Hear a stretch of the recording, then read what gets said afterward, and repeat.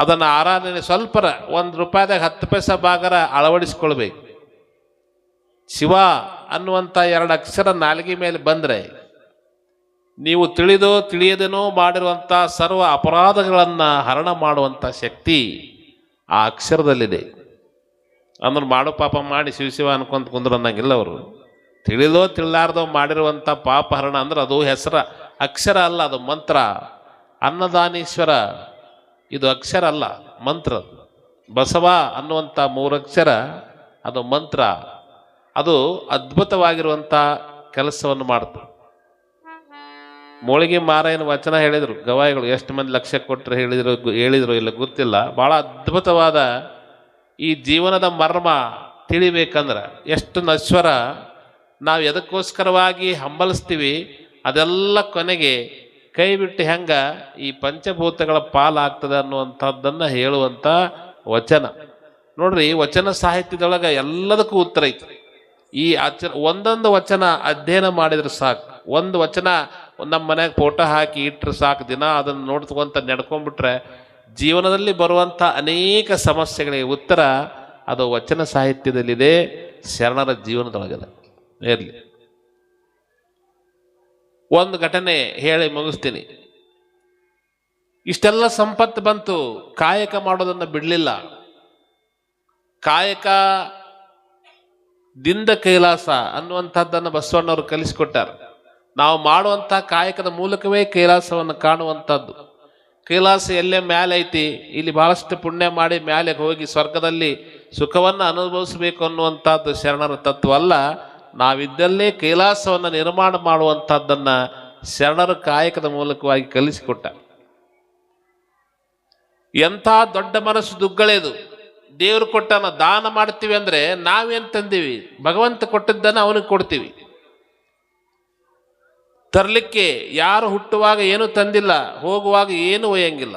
ಖಾಲಿ ಹಾತ್ಸೆ ಬಂದಿರ್ತಾರ, ಖಾಲಿ ಹಾತ್ಸೆ ಜಾಯಗ.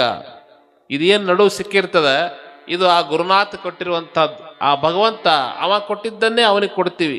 ಇದ್ರಾಗ ನಮ್ಮದೇನು ದೊಡ್ಡಸ್ತಿಗೆ ಇರೋದಿಲ್ಲ.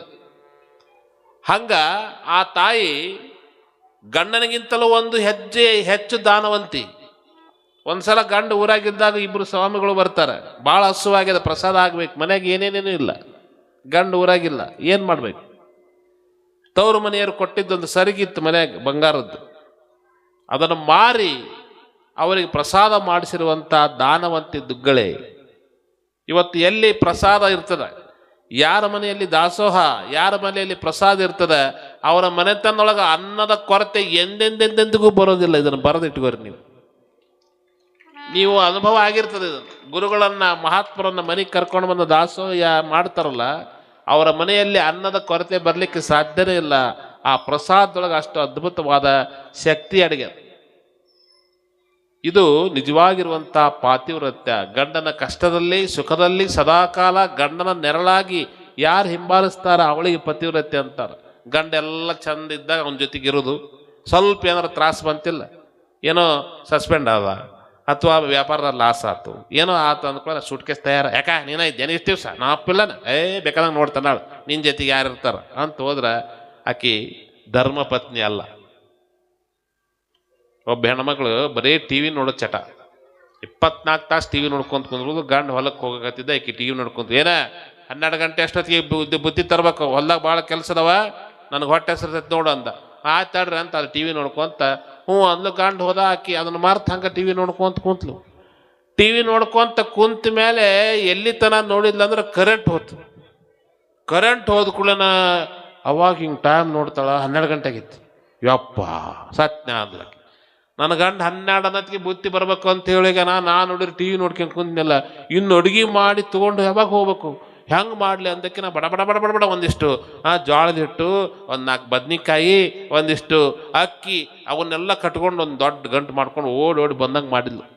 ಇವಂಗ ಹೊಟ್ಟೆ ಸಿಟ್ಟು ಬಂದಿತ್ತು. ಅವಾಗ ಹೇಯ್ ಅವೇಕಿ ಏನು ಹೇಳಿದ್ನಿ 12 ಗಂಟೆ ಆಗತ್ತಿಗೆ ಇಲ್ಲಿ ಹೊಲದಾಗ ದುಡದ ಪರಿಸ್ಥಿತಿ ನಮಗೆ ಗೊತ್ತು. 12 ಗಂಟೆಗೆ ಅಡುಗೆ ಮಾಡ್ಕೊಂಬಾರ 3 ಗಂಟೆ ಆಯ್ತು. ಇಷ್ಟ ಮಾತ್ರ ಏನು ಮಾಡಿದೆ, ಹಿಂತಾಕಿ ಬರೀ ಟಿ ವಿ ನೋಡ್ತಿ ಹಿಂಗಂತ ಬೈದ ಹೊಡೆದ ಹೆಂಡ್ತಿಗೆ. ಇಷ್ಟ ಬೇಕಾಗಿತ್ತಕಿ. ಆಕೆ ಅಂದ್ಲು, ಅಲ್ಲ ನನ್ನ ಗಂಡ ಪಾಪ ಹೊಲ್ದಾಗ ದುಡಿತಾನ ಅಂತ ಅವಂಗ ಎಷ್ಟತ್ತರ ಆಗಲಿ ಅಂತ ಕಷ್ಟಪಟ್ಟು ಅಡುಗೆ ಮಾಡ್ಕೊಂಡು ರೊಟ್ಟಿ ಪಲ್ಯ ಮಾಡ್ಕೊಂಡು ಬಂದ್ರೆ ನನ್ನಂಥ ಪತಿವ್ರತೆಗೆ ನೀ ಕೈ ಮಾಡಿ ಅಂದ್ರೆ ಇದ್ರ ಶಾಪ ನಿನಗೆ ತಟ್ಲಾರ್ದ ಬಿಡಂಗಿಲ್ಲ. ಈಗ ನನ್ನ ಮೇಲೆ ನೀ ಕೈ ಮಾಡಿದ್ದಕ್ಕೆ ನಾ ಮಾಡ್ಕೊಂಡು ಬಂದು ರೊಟ್ಟಿ ಎಲ್ಲ ಹಿಟ್ಟಾಗ್ಲಿ, ಅನ್ನೆಲ್ಲ ಅಕ್ಕಿ ಆಗಲಿ, ಪಲ್ಯ ಎಲ್ಲ ಬದ್ನಿಕಾಯಿ ಆಗಲಿ ಅಂತ ಅಂದ್ಕೂಲ ನೀವ ಅಂದು ಯಪ್ಪೋ ಏನೇನೋ ಮಾತಾಡ್ತಾಳೆ ನನ್ನ ಹೆಂಡ್ತಿ ಅಂದ. ಏನೇನೋ ಹಿಂಗಾಗಲಿ ಹಂಗಂತ ನೋಡೋಣ ಅಂತಂದು ಆ ಗಂಟು ಬೀಚ್ ನೋಡ್ತಾನ. ಅದ್ರಾಗ ಏನಿತ್ತು ಅಕ್ಕಿ ಬದ್ನಿಕಾಯಿ ಜೋಳದ ಹಿಟ್ಟ ಇತ್ತದು, ಅವನ್ನ ತಂದದ್ಲಲ್ಲ ಅಕ್ಕಿಯಲ್ಲಿ ರೊಟ್ಟಿ ಮಾಡ್ಯಾಳ. ಯವ್ವ ಪತಿವ್ರತೆ ಇದೀನಿ ನೀನಂತ. ಇಂಥ ಪತಿವ್ರತೆಯರು ಭಾಳ ಮಂದಿ ಅದಾರ. ಒಂದು ಸಲ ಇಬ್ಬರು ಸನ್ಯಾಸಿಗಳು ಬರ್ತಾರೆ, ದಾಸಿಮಯ್ಯನವ್ರು ಇರ್ತಾರೆ. ಅವರಿಬ್ಬರಿಗೂ ಒಂದು ಸಂದೇಹ ಇತ್ತು. ದಾಸಿಮಯ್ಯವ್ರನ್ನ ಕಂಡ, ಸ್ವಾಮಿ ನಮಗೊಂದು ಪ್ರಶ್ನೆ ಐತಿ, ನಾನು ಸಂಸಾರಿನ ಶ್ರೇಷ್ಠ ಅಂತೀನಿ, ಇವರು ನನ್ನ ಸ್ನೇಹಿತರು ಇವರು ಸನ್ಯಾಸಿನ ಶ್ರೇಷ್ಠ ಅಂತಾರೆ, ಯಾರು ಶ್ರೇಷ್ಠ, ಸಂಸಾರಿ ಶ್ರೇಷ್ಠೋ ಸನ್ಯಾಸಿ ಶ್ರೇಷ್ಠೋ, ನಿಮ್ಮಿಂದ ಕೇಳ್ಕೊಂಡು ಹೋಗ್ಬೇಕಂತ ಬಂದೀವಿ. ಅವಾಗ ದಾಸಿಮಯ್ಯನವ್ರು ಅಂತಾರೆ, ನೋಡ್ರಪ್ಪ ನಾ ಹೇಳಲ್ಲ ಬಾಯಲ್ಲಿ, ನೀವು ನಾಲ್ಕು ದಿನ ನಮ್ಮ ಜೊತೆಗಿರಿ ನಮ್ಮ ಮನ್ಯಾಗ, ನಿಮಗೆ ಗುರ್ತಾಕಿ. ಒಂದು ದಿವ್ಸ ಮಧ್ಯಾಹ್ನ 12 ಗಂಟೆ ಹೊರಗೆ ದಾಸಿಮಯ್ಯನವರು ಬಟ್ಟೆ ನೇಯ್ಕೊಂತ ಕೂತ್ಕೊಂಡ್ರ, ಕೈಮಗ್ಗಲ್ಲ ಕೈಲಿಂದ ನೇಯ್ಕೊಂತ ಕೂತ್ಕೊಂಡಾರ. ಇಲ್ಲಿ ಒಳಗೆ ದುಗ್ಗಳ ಏನೋ ಕುಟ್ಟದ ಕೂತ್ಕೊಂಡಾಳ ಒಳಗೆ. ನೋಡ್ರಿ ಮಧ್ಯಾಹ್ನ 12 ಗಂಟೆ ಅಲ್ಲಿ ಅನೇಕ ದಾರ ಇರ್ತಾವ, ಎಳಿ ಇರ್ತಾವ. ಆ ನೇಯ ಕಾಲಕ್ಕೆ ಅದ್ರಾಗ ಒಂದು ಎಳಿ ಹರಿತು. ಹರಿದ ತಕ್ಷಣ ದಾಸಿಮಯ್ಯನವ್ರು ಅಂತ, ದುಗ್ಗಳ ಇಲ್ಲೊಂದು ಎಳಿ ಹರಿದತಿ, ಭಾಳ ಕತ್ತಲಾಗೈತಿ, ದೀಪ ತಗೊಂಡು ಬಾ ಅಂದ್ರು. ಮಧ್ಯಾಹ್ನ 12 ಗಂಟೆ ದೀಪ ಹಚ್ಕೊಂಡು ಹುಡುಕಿದ್ರು ಕತ್ಲು ಸಿಗಂಗಿಲ್ಲ. ಇವ್ರು ಎಲ್ಲಿ ಕುಂತಾರ, ಹೊರಗೆ ಕುಂತಾರ. ಅದ್ರಾಗ ಅಂತಾರ ದಾಸಿಮಯ್ಯ, ಇಲ್ಲಿ ಭಾಳ ಕತ್ಲಾಗೈತಿ, ಎಳಿ ಹರಿದೈತಿ, ಕಾಣಿಸ್ವಲ್ದು, ದೀಪ ತಗೊಂಡು ಬಾ. ಈಕಿ ಹಿಂಗೆ ಕುಟ್ಕೊಂತ ಕೂತಿದ್ಲಂತ, ಏನೋ ಜ್ವಾಳನೋ ಗೋಧಿನೋ ಕುಟ್ಕೊಂತ ಕುಂತಿದ್ಲು. ದೀಪ ತಗೊಂಡು ಬಾ ಅಂದಾಗ ಹಿಂಗೆ ಒಣಕಿ ಮೇಲೆ ಹೋಗಿತ್ತಂತ. ಇನ್ನು ಒಣಕಿ ಕೆಳಗಿಟ್ಟು ಹೋದ್ರೆ ತಡ ಆಕೈತಿ. ಗಂಡ ಯಾವಾಗ ಏನು ಹೇಳ್ತಾನ ತಕ್ಷಣವೇ ಮಾಡುವಂತಹದ್ದು ಪತಿವ್ರತ ಹೆಣ್ಣಿನ ಕರ್ತವ್ಯ ಅಂತ ತಿಳ್ಕೊಂಡು ಮೇಲೆ ಹೋಗದ ಒಣಕಿಯನ್ನು ಕೈ ಬಿಟ್ಟು ದೀಪ ಹಿಡ್ಕೊಂಡು ಬಂದ್ರೆ ಒಣಕಿ ಹಂಗೆ ನಿಂತ್ಕೊಂಡಿತ್ತಂತ. ಅಂತರ್ದಿಲೆ ಇದಕ್ಕೆ ಪತಿವ್ರತ ಧರ್ಮ ಅಂತ. ಇದು ಮ್ಯಾಜಿಕ್ ಅಲ್ಲ, ಎಲ್ಲರ ಹತ್ರ ಈ ಶಕ್ತಿ ಐತಿ, ಅದನ್ನು ಗುರುತಿಸ್ಕೋಬೇಕಷ್ಟೇ. ಬಂದು ಒಂದು ದೀಪ ಹಿಡ್ಕೊಂಡ್ಬಂದು ಆ ಎಳಿಯಲ್ಲಿ ಇರ್ತೈತಿ ನೋಡಿ ಅದನ್ನು ಕೂಡಿಸಿ ಹೋದ್ಲು. ಈಗಿನಕ್ಕಾಗಿದ್ರೆ ಅಯ್ಯ ಇದ್ರ ಕಣ್ಣಾಗಿ ಎಣ್ಣೆ ಹೊಯ್ಲಿ. ಮಧ್ಯಾಹ್ನ 12 ಗಂಟೆಯಾಗ ಹೊರಗೆ ಕುಂತೈತಿ, ಕತ್ಲಾಗೈತಂತ. ಯವ್ವ ಇದ್ರ ಕಣ್ಣು ಹಿಂಗೆ ಹೋಗ್ಯವಂಥದ್ದು. ಇಲ್ಲಿ ಏನು ಮುಖ್ಯ ಅಂದ್ರೆ ಗಂಡ ಏನು ಹೇಳ್ತಾನ ಅದನ್ನು ಕೇಳೋದಷ್ಟೇ ಕರ್ತವ್ಯ, ಪಾಲಿಸ್ತದು. ಅದು ಸುಳ್ಳು ಕರೆ ಆಮೇಲೆ ವಿಷಯ.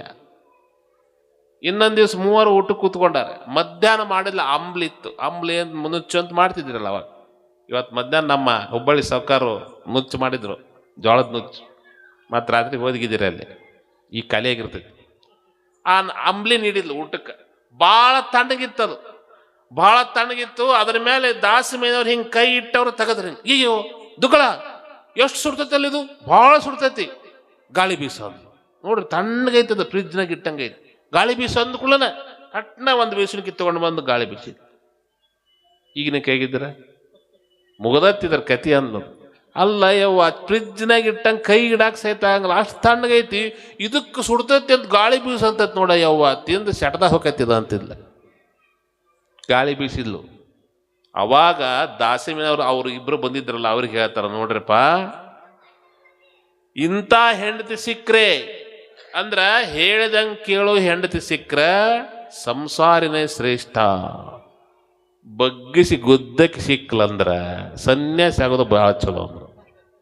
ಬಗ್ಗಿಸಿ ಗುದ್ದಾರದಾರ ಅನ್ರಿ ಅಜ್ಜಾರ, ಬಗ್ಗಿಸಿ ಗುದ್ದಾರಲ್ಲ, ಗಂಡನ ಮೇಲೆ ಸವಾರಿ ಮಾಡಿರೋದಾರ. ಅವ್ರ ಕತಿ ಮತ್ತೊಮ್ಮೆ ಬಂದಾಗ ಹೇಳ್ತೀವಿ. ಮತಿಯಲ್ಲಿ ಗುಣದಲ್ಲಿ ಉಮಾಪತಿ ಪೂಜೆಯಲ್ಲಿ ಅತಿ ಜಾಣ ಎನಿಸಿದ ಸತಿ ದುಗ್ಗಳವೇ ಶರಣಾಗುವಂತನ ಪುರಾತನ ತ್ರಿವಿಧಿಕಾರ.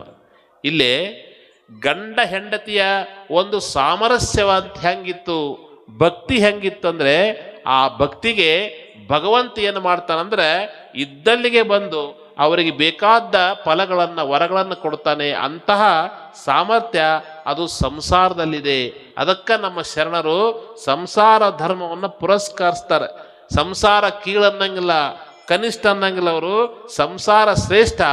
ಆ ಸಂಸಾರದಲ್ಲಿ ಇದ್ದುಕೊಂಡೇ ಈ ಪ್ರಪಂಚದಿಂದ ಪಾರಮಾರ್ಥವನ್ನು ಕೂಡ ಗೆದೀಲಿಕ್ಕೆ ಸಾಧ್ಯದೆ ಅನ್ನುವಂಥದ್ದನ್ನ ನಮ್ಮ ಅನೇಕ ಶರಣರು ತೋರಿಸಿಕೊಟ್ಟಿದ್ದಾರೆ. ಅಂತಹ ಶರಣರ ಅಗ್ರ ಸ್ಥಾನದಲ್ಲಿ ಇವತ್ತ ದಾಸ ದುಗ್ಗಳಿ ದಂಪತಿಯರು ಕೂಡ ಬರ್ತಾರೆ. ಅಂತಹ ಶರಣರ ಒಂದು ಜೀವನ ಚರಿತ್ರೆಯನ್ನ ಕೇಳಿ ಅವರ ಒಂದು ಗುಣಗಳನ್ನ ಒಂದು ಅಂಶವನ್ನಾದರೂ ಕೂಡ ನಮ್ಮ ಜೀವನದಲ್ಲಿ ನಾವು ಅಳವಡಿಸ್ಕೊಂಡು ಬಿಟ್ರೆ ನಮ್ಮ ಸಂಸಾರದಲ್ಲಿ ಪ್ರತಿನಿತ್ಯದ ಜೀವನದಲ್ಲಿ ಬರುವಂತಹ ಅನೇಕ ಸಮಸ್ಯೆಗಳಿಗೆ ಆ ಶರಣರ ಬದುಕು ಅದು ಪರಿಹಾರ ಆಗ್ತದೆ ಅನ್ನುವಂಥ ಮಾತನ್ನು ಹೇಳ್ತಾರೆ. ಅಂಥ ಶರಣರ ಒಂದು ಆಶೀರ್ವಾದ. ಮುಗಿಸ್ತೀನಿ ಅಂದ್ರೆ ಚಪ್ಪಾಳಿ ಹೊಡೆದ್ರೆ ಅಂದ್ರೆ ಮುಗಿಸ್ರಿ ಅಂದಂಗೆ ಆತ್ಪಂತ ನನಗೆ. ಮುಗಿಸ್ತೀನಿ, 9:00 ಆಗೈತಿ. ಯಾಕಂದ್ರೆ ನಿಮ್ಮ ಟೈಮ್ ಮೀರೈತಿ. ಇವತ್ತು ಸ್ವಲ್ಪ ಸಮಯ ಹೆಚ್ಚಾಗ್ತದೆ. ಇವತ್ತು ನಾಳೆ ಸ್ವಲ್ಪ ಸುಧಾರಿಸ್ಕೋಬೇಕಾತ್. ನಾಳೆ ಒಂದು ದಿವಸ ಆದ್ರೂ ಮುಗಿದು ಹೋಯ್ತು. ಹಂಗೆ ಆ ಶರಣರ ಒಂದು ಜೀವನ ಆದರ್ಶ, ಅವರು ಕೊಟ್ಟಿರ್ತಕ್ಕಂಥ ಏನು ವಚನ ಸಾಹಿತ್ಯ ಅನ್ನುವಂಥ ಸಂಪತ್ತೈತಲ್ಲ, ಈ ಸಂಪತ್ತು ನಿಜವಾಗಿ ನಮ್ಮ ಅಜ್ಜ ಮುತ್ತಾಗಳು ನಮಗೆಲ್ಲ ಏನು ಮಾಡ್ಯಾರ ಅಂದ್ರೆ, ನನ್ನ ಮಕ್ಕಳು ಮೊಮ್ಮಕ್ಕಳು ನಮ್ಮ ಪೀಳಿಗೆ ಎಲ್ಲ ಇವರು ಆರಾಮಿರ್ಲಿ ಅಂತ ಇವರು ಈ ಭೌತಿಕ ಸಂಪತ್ತನ್ನು ಗಳಿಸಿಟ್ರು. ಬೆಳ್ಳಿ ಬಂಗಾರ ದುಡ್ಡು ಇವೆಲ್ಲ ಒಂದಿಲ್ಲ ಒಮ್ಮೆ ನಾಶವಾಗಿ ಹೋಗ್ತಕ್ಕಂಥದ್ದು.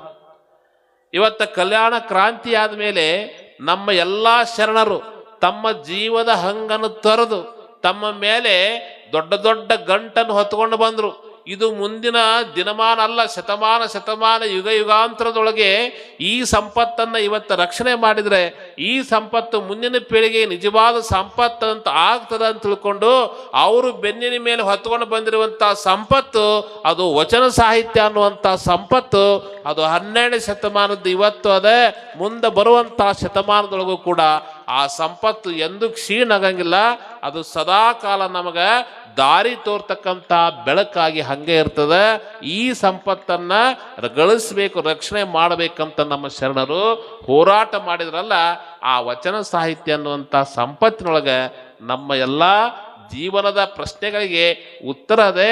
ಅಂತಹ ಶರಣರ ಜೀವನ ಚರಿತ್ರೆಯನ್ನ, ಅವರ ಬದುಕನ್ನ, ಅವರ ಸಂದೇಶವನ್ನ ಸ್ವಲ್ಪ ಮಾತ್ರವೇ ನಾವು ಅಳವಡಿಸಿಕೊಂಡ್ರೆ ಸಾಕು, ನಮ್ಮ ಜೀವನ ಅದು ಸುಖಕರವಾಗ್ತದೆ, ಬಂಗಾರ ಆಗ್ತದೆ ಅನ್ನುವಂಥ ಮಾತನ್ನು ಇಲ್ಲೇ ಶರಣರು ತಿಳಿಸಿಕೊಡ್ತಾರೆ. ಅಂಥ ಶರಣರ ಒಂದು ಅಖಂಡ ಆಶೀರ್ವಾದ ಎಲ್ಲ ನಮ್ಮ ಸಮಸ್ತ ಸದ್ಭಕ್ತರ ಮೇಲೆ ಇರಲಿ ಅನ್ನುವಂಥ ಮಾತನ್ನು ತಿಳಿಸ್ತಾ, ಈಗ ನಮ್ಮ ಗವಾಯಿಗಳವರು ಮತ್ತೊಂದು ಸುಂದರವಾಗಿರ್ತಕ್ಕಂಥ ಹಾಡನ್ನು, ವಚನವನ್ನು ಇಲ್ಲಿ ಹೇಳ್ತಾರೆ. ಅದಾದ ನಂತರ ತೊಟ್ಟಿಲಿಗೆ ಒಂದು ಭಕ್ತಿ ಸೇವೆ ಇರ್ತದೆ, ಭಕ್ತಿ ಸವಾಲು ಇರ್ತದೆ.